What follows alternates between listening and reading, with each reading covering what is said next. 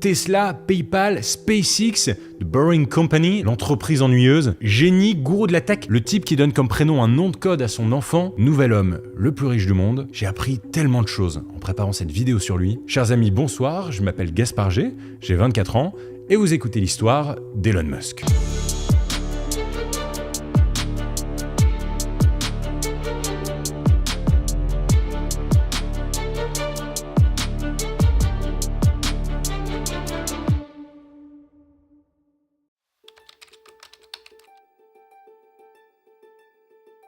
L'histoire d'Elon Reeve Musk commence le 28 juin 1971 à Pretoria, en Afrique du Sud. Sa mère, May Haldeman, est canadienne. Elle a un passé de mannequin et s'est reconvertie en nutritionniste. Son père, Errol Musk, lui, est sud-africain. Il est ingénieur mécanicien, promoteur immobilier et possède une mine d'émeraude en Zambie.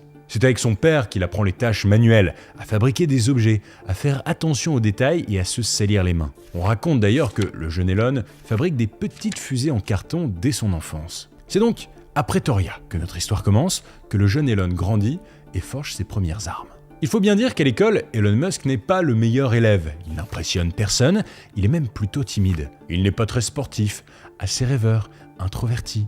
En fait, il est assez différent des autres enfants avec qui il grandit dans cette Afrique du Sud du début des années 80, en pleine apartheid. Pour rappel, depuis les années 50, s'est développée une politique de ségrégation ethnique dans le pays qui consiste à établir des zones spécialement réservées aux Blancs et d'autres spécialement réservées aux Noirs.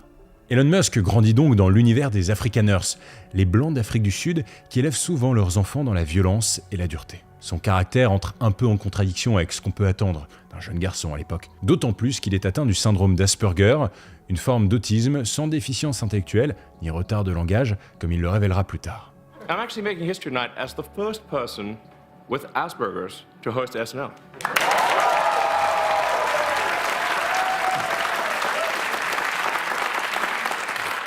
Or at least the first to admit it. Le jeune Elon lit beaucoup.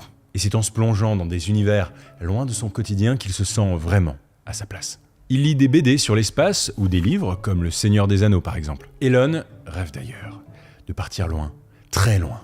Mais il y a bien une personne avec qui il aime passer du temps, c'est son petit frère, d'un an de moins, Kimball Musk. Les deux petits gars sont assez fusionnels, ils se comprennent, ont à peu près les mêmes envies. Il y a aussi Tosca, la petite dernière, née en 1974, qui vient souvent jouer avec ses grands frères. Ainsi, Elon, Kimball et Tosca grandissent dans une fratrie soudée, jusqu'à ce qu'un événement vienne perturber leur petit équilibre en 1980. Leurs parents divorcent. Les petits partent alors vivre avec leur mère, mais assez vite, Elon, l'aîné de la fratrie, décide de rejoindre Errol, son père, pour vivre avec lui. C'est le début d'une période difficile et étrange de vie commune entre un père et son fils. Étrange, le mot est faible. Elon Musk raconte que chez son père, il subit des violences physiques et psychologiques. Et dans cette lourde atmosphère, son envie de s'en aller se renforce. Il veut partir à l'aventure, découvrir des mondes encore inexplorés. Alors qu'il a 10 ans, Elon se promène avec son père dans un supermarché de Pretoria. Il déambule, sans trop savoir ce qu'il cherche, et entre par hasard dans un magasin de musique. Le petit Elon n'est pas trop intéressé par les disques et par les instruments, mais un tout autre objet, tout au fond de la pièce, retient son attention. Un ordinateur. Elon Musk se souvient encore du modèle, c'est un Commodore VIC-20. Voilà un monde à explorer. Rappelez-vous, nous sommes dans les années 1980, c'est le début de cette nouvelle technologie. Le jeune curieux se tourne vers son père, il lui faut absolument cet objet. Errol est moyennement chaud. Il ne comprend pas ce qu'un enfant de 10 ans peut bien avoir envie de faire avec un objet pareil et aussi compliqué. Mais après un caprice du jeune Elon, l'ordinateur est dans le caddie. Il faut bien comprendre qu'à l'époque, un ordinateur ressemble à un écran noir, avec des lignes de code. Pour l'utiliser, il faut apprendre à coder. Et pour ça, il faut engloutir des milliers de pages de manuels compliqués. Vous devinez la suite, à 10 ans, Elon Musk s'enferme dans sa chambre nuit et jour et entre dans le monde secret de l'informatique. Il est explorateur. 2 ans plus tard, il en sait suffisamment pour tenter sa chance. Le jeune Musk prend le téléphone de la maison et contacte un magazine informatique. Il veut leur envoyer un programme. Surpris par la voix d'enfant au bout du fil, le responsable du magazine hésite. Il croit d'abord à une blague, mais accepte la proposition. En échange de $500, Elon Musk, 12 ans, envoie son premier programme de 167 lignes de code à des professionnels. Et alors ce programme, c'est un jeu, après tout ce n'est encore qu'un enfant, un jeu qu'il a appelé Blastar, et qui est très inspiré du jeu à la mode de l'époque, Space Invader. Bon, le jeu n'est pas exceptionnel, mais sa réalisation reste une prouesse. Et les 500 $ en poche, Elon Musk ne court pas s'acheter des bonbons ou des baskets. Il sait qu'il a des progrès à faire et réinvestit tout cet argent dans du matériel informatique et dans des manuels. Il veut encore s'améliorer. Bon instinct. Elon Musk grandit, progresse, mais à 14 ans, en 1985, le petit génie est un peu en crise d'ado. Même s'il est épanoui dans sa chambre, ça ne s'arrange pas à l'école. Ses camarades continuent de se moquer de lui, de son esprit rêveur, ils le bousculent et l'appellent Muskrat. Comprenez le rat musqué en anglais. C'est pas très sympa comme surnom. Et à la maison, c'est pas mieux. L'ambiance y est lourde avec son père. Une seule solution, relire le guide du voyageur intergalactique de Douglas Adams. Il voyage, il rêve de ciel, d'espace et d'étoiles. En grandissant, Elon Musk a une nouvelle idée, ouvrir une salle d'arcade avec son frère Kimball et ses cousins. Encore une fois, ils font seuls, ils s'occupent de tout.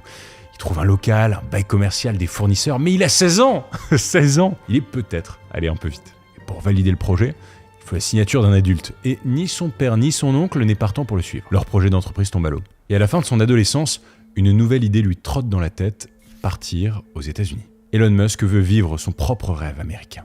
En fait, il ne se sent pas à sa place en Afrique du Sud, qu'il trouve trop fermée, trop violente. Ah, l'Amérique, celle qui a conquis l'espace, la Lune, celle où tout est possible, voilà son nouvel objectif. Et ça tombe bien, puisque, un peu avant ses 18 ans, il est censé être appelé par le gouvernement sud-africain pour faire son service militaire. Mais au même moment, une nouvelle loi passe, les ressortissants canadiens d'Afrique du Sud peuvent transmettre leur nationalité à leurs enfants. Le jeune Elon saute sur l'occasion. Rappelez-vous, sa mère est canadienne, mais lui, pas encore. Alors, ni une ni deux, il fait toutes les démarches pour devenir canadien, sans regret. Il prépare sa valise, quelques polos, quelques romans, des manuels, son ordinateur évidemment. Elon Musk saute dans un avion, direction Montréal. Enfin, il s'en va. Nous sommes en 1988, le voilà arrivé sur le sol canadien. Pas le même climat, mais c'est pas grave, c'est l'aventure. Dans la poche de son manteau, un papier avec l'adresse d'un oncle. Elon s'y rend et trouve une maison vide. L'oncle a déménagé. Le voilà seul dans Montréal. Il marche direction une auberge de jeunesse. Il n'a pas de projet particulier. Il est libre. Après tout, il a du temps devant lui. Ainsi, il vadrouille dans le Québec pendant 1 an. Il fait des petits boulots, pas bien payés. Il transporte des sacs de grains, il nettoie des chaudières. Et pendant ce temps, en Afrique du Sud, son père n'en pense pas moins. Il trouve qu'Elon est un fuyard et coupe son argent de poche. Assez vite, Elon Musk veut reprendre les études. Après une année de césure et de balade, il quitte Montréal pour Kingston, direction l'université de Queens. Il y étudie pendant 3 ans, et en parallèle, il commence à travailler dans le domaine de l'informatique pour payer ses études. Il aime cette période. En plus, Kimball, son frère, l'a rejoint au Canada pour étudier. Nous arrivons en 1992. Elon Musk a fini ses 3 ans d'études et veut désormais pleinement vivre son rêve américain. Alors, il refait sa valise et part vers l'université de Pennsylvanie pour étudier la physique et l'économie pendant 3 ans encore. Pendant ses études aux États-Unis, Musk a bien changé. Maintenant, il est plus à l'aise, il est bon élève et a des amis. En 1995, après 3 années en Pennsylvanie bien réussies, Elon Musk obtient une bourse pour entamer un doctorat en physique énergétique à la prestigieuse université de Stanford, au sud de San Francisco. Une belle aventure l'attend. Rendez-vous compte, c'est l'une des meilleures universités au monde. Elon Musk fait donc sa rentrée à Stanford, il y retourne le lendemain, et c'est tout. C'est tout ? Il n'y sera resté que 2 jours. Il le sent, quelque chose de grand se prépare. Il a un rêve secret, utiliser l'explosion d'Internet pour monter sa première entreprise. Nous sommes en 1995, Elon Musk débarque dans le monde des affaires et il en est convaincu, Internet va changer le monde.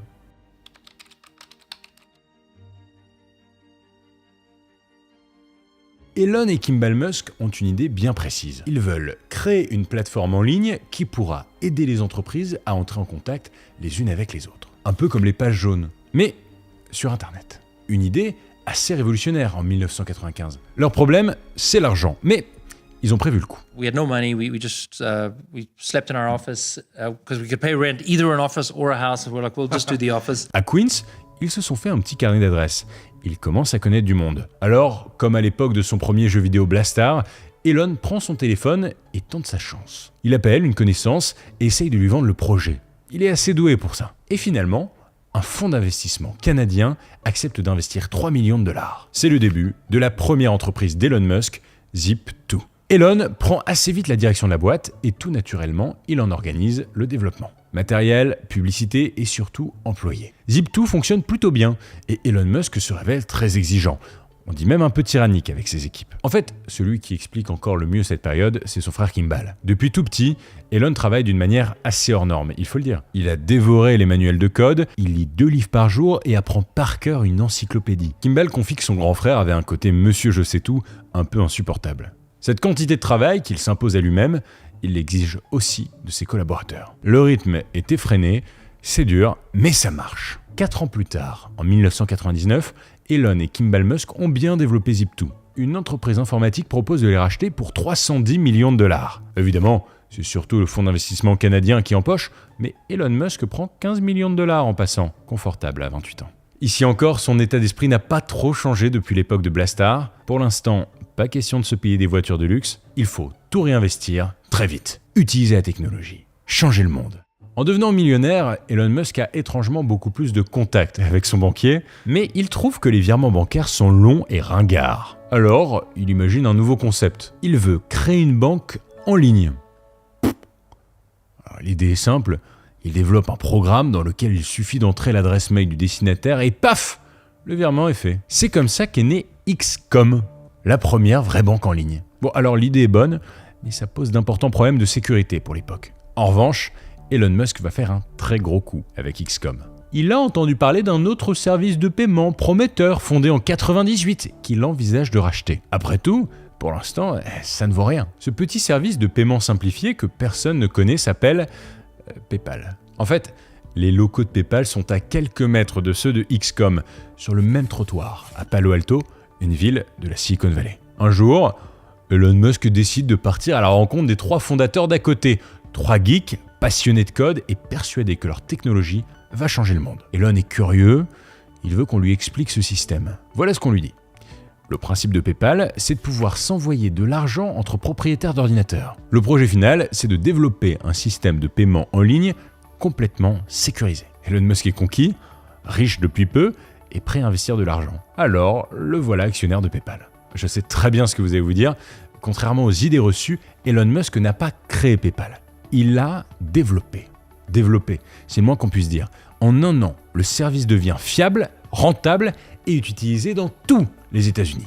Alors Elon fait un calcul assez simple. XCOM ne fonctionne pas, PayPal lui est un grand succès. Il faut les fusionner. En février 2001, à presque 30 ans, il est donc à la tête d'une seule entreprise, PayPal. Les choses vont alors plutôt bien pour Elon, surtout que le gamin rêveur a trouvé l'amour auprès de Justine Wilson, qu'il avait rencontré sur les bancs de l'université et qu'il a épousé en 2000. Côté business, en octobre 2002, il reçoit une proposition. L'entreprise eBay veut acheter la petite pépite du paiement en ligne pour la modique somme d'1,5 milliard de dollars. Ça y est, il se rapproche des géants. Ça ne se refuse pas. La vente est conclue, Elon Musk empoche 175 millions de dollars. Alors que tout semble lui sourire, un drame se joue dans sa famille. Son premier fils, Nevada Alexander, né en 2002, meurt des suites d'un arrêt respiratoire à seulement 10 semaines. On ne sait pas si c'est ce drame qui l'a forcé à se construire une carapace, mais en tout cas, à partir des années 2000, l'image publique d'Elon Musk change. Il commence à se créer un personnage, le patron extraverti original. Cette fois, il s'autorise quelques folies. Une voiture de sport McLaren, un grand appartement à Palo Alto, et puis un petit avion privé. Sympa ? Un peu bling-bling le Elon, mais un bling-bling maîtrisé. Son argent, il s'en sert surtout pour investir. L'année 2002 est un moment assez particulier dans la vie d'Elon Musk. Il est célèbre, riche, PayPal est vendu et sa vie privée vient d'être chamboulée. Il doit prendre un nouveau départ. Alors, ses rêves d'enfant le rattrapent. Il se tourne vers les étoiles, il rêve d'espace. Une idée lui vient. Il a été récemment assez déçu par les activités de la NASA. Il trouve que depuis les années 70, la conquête de la Lune, de l'espace, elle est un peu ramollie. L'insatiable Elon Musk se dit qu'il faut faire mieux. Et que lui, il compte faire mieux. Alors, sans se poser trop de questions, il fonde une entreprise aérospatiale privée, SpaceX. Depuis longtemps, il a un désir secret, aller sur Mars. SpaceX doit devenir un vrai projet qui pourra faire le travail que ne fait pas la NASA. Well, I think fundamentally the way we help NASA is by lowering the cost of access to space, allowing us to do more interesting things for a given budget. In fact, I think what we're doing is critical to the future of NASA. Il pense par étapes. Il faut construire un lanceur qui puisse envoyer des vols habités, réussir à mettre les fusées sur orbite et à terme, rejoindre Mars. Avec le projet SpaceX, Elon Musk entre dans une autre dimension, définitivement, il veut changer le monde. Développer une entreprise dans le domaine aérospatial, c'est long. Très long. Donc en attendant, Elon Musk décide d'investir un peu d'argent dans le capital d'une autre entreprise. Une entreprise qui fabrique des voitures électriques haut de gamme. Ça s'appelle Tesla. Je sais ce que vous allez vous dire. Encore une fois, non, il n'a pas créé Tesla. Il a juste intégré l'aventure en 2004. Pour lui, la voiture électrique est vouée à un grand avenir. Donc, il investit directement 50 millions de dollars. En 2004, il apprend en plus un heureux événement, enfin, 2 heureux événements. Il vient d'avoir des jumeaux avec Justine, Griffin et Xavier. Donc autour de 2005, Elon Musk prend beaucoup d'importance. Il veut devenir l'entrepreneur du futur, découvrir d'autres planètes, libérer les humains des hydrocarbures. Il veut devenir un super-héros, quoi. Un peu comme les personnages de son enfance. Je crois que lorsque j'étais petit, je me disais, si tu peux devenir un sorcier, ça peut être super cool. Mais ce n'est pas vraiment possible dans la vraie vie. Alors je crois que la chose la plus proche de ça, c'est d'être ingénieur. Is engineering. Mais avant, en 2006, Justine lui annonce non pas 1, ni 2, mais 3 heureux événements. Elon Musk devient cette fois papa de triplés, 3 garçons encore, Kai, Saxon et Damien. Un super-héros. À partir de 2007, Elon Musk commence à jouer avec cette image. Dans les médias, on le compare à Tony Stark, a.k.a. Iron Man, ce super-héros milliardaire. D'ailleurs, Elon Musk va même rencontrer Tony Stark en personne, enfin, Robert Downey Jr. En 2007, l'acteur américain prépare son rôle pour incarner le prochain Iron Man. Curieux, il se rend aux locaux de SpaceX pour découvrir cette mystérieuse usine. Il est accueilli par Elon Musk lui-même, qui lui fait visiter les lieux. Il y découvre la fabrication des fusées Falcon, avec des machines futuristes. On est presque dans Star Wars. Cette rencontre renforce la proximité entre l'image d'Elon Musk et celle de Tony Stark, à tel point qu'Elon Musk fera même des apparitions dans certains films Iron Man. Mr. Musk, how are you? Congratulations on the promotion. Thank you very much. Thank you. Those Merlin engines are fantastic. Thank you. Yeah, good idea for an electric jet. You do? Then we'll make it work. Si Elon Musk vit le rêve américain, en 2008, les affaires le rattrapent. La crise des subprimes commence. L'économie américaine s'effondre et Elon Musk frémit. Il s'enferme. Il ne veut plus parler à personne et divorce de Justin Wilson. En fait, Tesla ne marche pas très bien. À l'époque, seul un modèle existe, c'est le Roadster, et il se vend très mal. Et faut dire quand même qu'il coûte $1 million le bazar. Et côté SpaceX, c'est pas la joie non plus.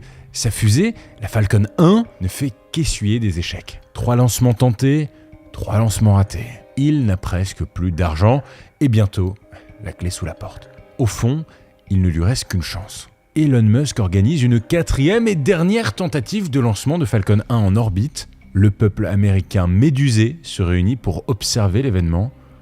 3, 2, 1, Falcon 1 décolle. Elon Musk a les yeux rivés sur la fusée. 5, 4, 3, 2, 1, 0. We're in stage We have 1. liftoff indication. We have liftoff.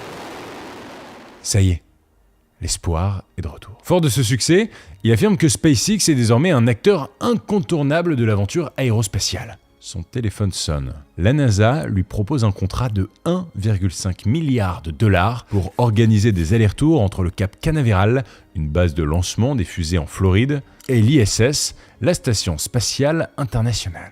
La NASA vient de lui sauver la vie. Et en fait, ce gros contrat lui permet aussi d'essayer de sauver Tesla. Il investit énormément dans ses voitures électriques et peut enfin lancer une vraie production industrielle pour l'entreprise. Surtout, il peut développer un nouveau modèle de voiture plus abordable que le Roadster et qui va devenir le classique de la marque, la Tesla Model S. Côté marketing, il joue sur l'ambiance futuriste. Pas de concession Tesla, on achète plutôt en ligne et les voitures doivent souvent être mises à jour. En gros, pour avoir accès aux nouvelles fonctionnalités de la voiture, il suffit de lancer la mise à jour et paf, le lendemain matin, vous avez plein de surprises. Entre 2009 et 2012, il s'investit corps et âme dans les affaires, même si entre-temps, il épouse l'actrice Tallulah Riley. En 2012, c'est officiel, SpaceX ravitaille l'ISS, Tesla est entré en bourse, Elon Musk est l'un des hommes les plus puissants du monde. À cette date, le magazine Forbes estime sa fortune à 2 milliards de dollars.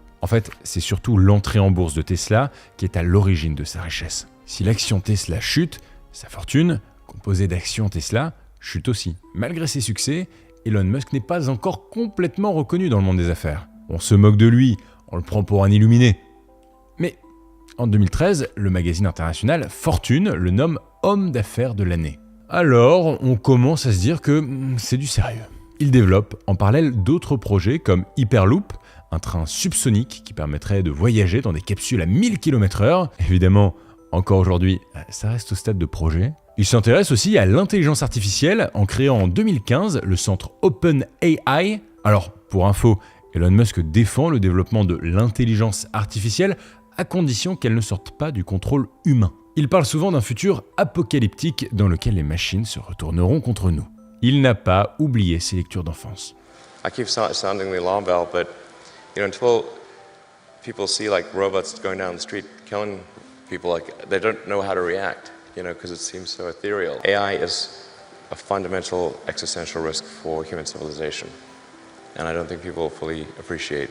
L'année 2016 est assez chargée pour Elon Musk. Déjà, l'action Tesla n'a fait que monter en bourse. Sa fortune est estimée autour de 15 milliards de dollars. Il en profite pour monter 2 nouvelles entreprises, Neuralink, un projet critiqué dont le but est d'implanter des puces dans les êtres vivants, soit pour soigner des problèmes de motricité, soit pour contrôler des objets à distance.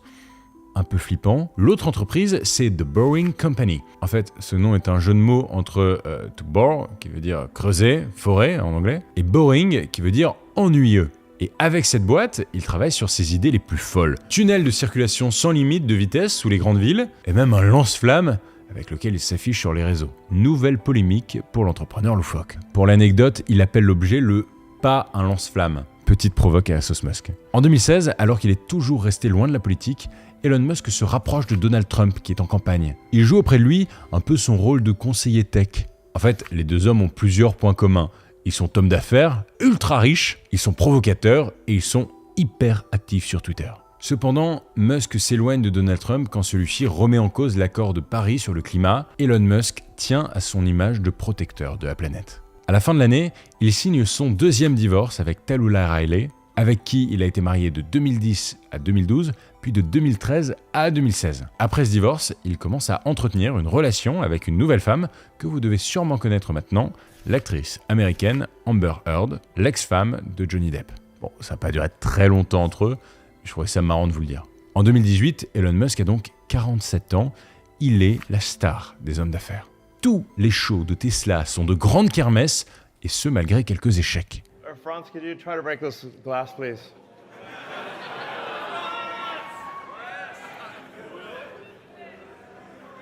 Yeah. Sure? Yeah. Oh my fucking god. Well, maybe that was a little too hard. Elon Musk se fait également remarquer alors qu'il est invité sur le plateau du célèbre podcasteur américain Joe Rogan et qu'il fume du cannabis. En plein direct. Alors, vous vous en doutez, ça avait fait pas mal polémique. Cette même année, sa relation avec la chanteuse canadienne Claire Boucher, dite Grimes, est dévoilée. 2 ans plus tard, en mai 2020, le couple accueille un heureux événement. Cette fois, un seul. Et devinez quoi ? C'est encore un garçon. Et je sais pas si vous êtes prêts pour le prénom donné au gamin, mais le prénom du petit va être une nouvelle polémique mondiale. XAEA12. Surnommé X, un nom de code.